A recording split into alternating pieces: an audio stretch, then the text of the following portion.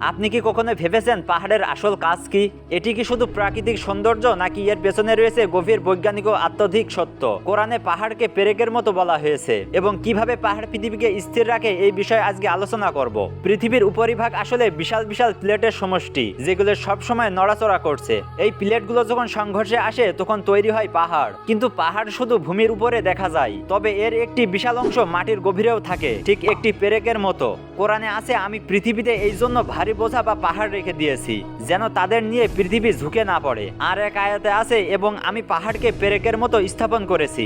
আধুনিক গবেষণায় দেখা গেছে পাহাড়ের প্রায় 10 থেকে 15 গুণ গভীর শিকড় মাটির নিচে বিস্তৃত থাকে, যা ভূত্বকের ভারসাম্য রক্ষা করে। পাহাড় ভূত্বকের সংঘর্ষ স্থানে অবস্থান করে এবং প্লেটের চাপ কমিয়ে ভূমিকম্পের তীব্রতা হ্রাস করে এবং পৃথিবীকে স্থির রাখতে সাহায্য করে। সুতরাং পাহাড় শুধু সৌন্দর্য বৃদ্ধি করার জন্য নয়, এটি প্রকৃতির একটি ভারসাম্য রক্ষাকারী উপাদান, যা কোরআন অনেক আগে আমাদেরকে বলেছে।